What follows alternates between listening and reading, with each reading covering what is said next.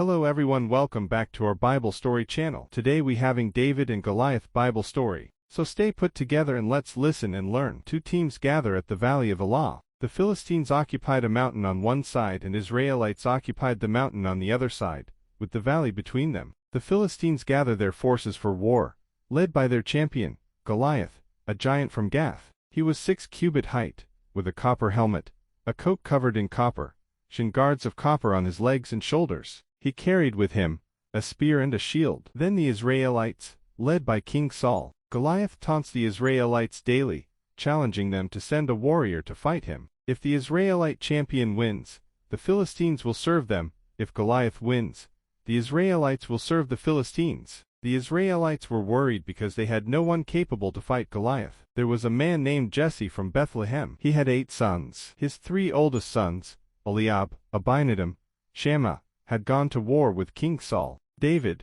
was his last born, and he was taking care of his father's flock of sheep. One day Jesse asked his son David to take lunch to his brothers, roasted grain and 10 loaves of bread. When he arrived he left the lunch under the care of the baggage keeper, and quickly joined the Israelites on the war line. Then came out Goliath, and he spoke out the same words as before. When the Israelites' men saw him they ran away terrified. David began asking, "What will be done to the man that strikes Goliath down?" His brother Eliab heard him asking questions, and just like an older brother, he started asking him with whom did he leave the sheep with, also, why was he there? David answered with a question. "What have I done now? I was only asking a question." He turned from his brother, and continued to ask other men about the reward. Saul heard about David's interest, and he called out for him. But Saul told him that he cannot fight the Philistines for he was only a boy and had no experience.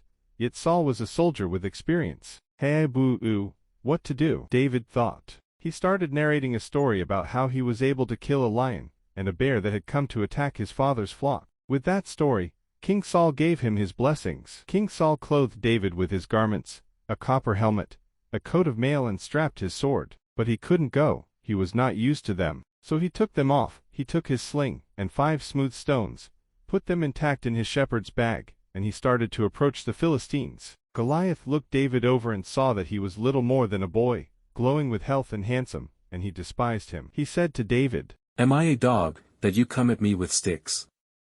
And the Philistine cursed David by his gods, and said he would give his flesh to the birds and the wild animals. David said to the Philistine that they come against him, with sword and spear and javelin, but he come against them, in the name of the Lord Almighty, the God of the armies of Israel, whom they have defied. He added that day the Lord will deliver Goliath into his hands, and he will strike him down, and cut off his head. That very day he would give the carcasses of the Philistine army to the birds and the wild animals, and the whole world will know that there is a God in Israel. All those gathered there will know that it is not by sword or spear that the Lord saves, for the battle is the Lord's, and he will give all of you into their hands. As the Philistine moved closer to attack him, David ran quickly toward the battle line to meet him. Reaching into his bag and taking out a stone, he slung it and struck the Philistine on the forehead. The stone sank into his forehead, and he fell face down on the ground. So David triumphed over the Philistine with a sling and a stone. Without a sword in his hand he struck down the Philistine and killed him. David ran and stood over him. He took hold of the Philistine's sword,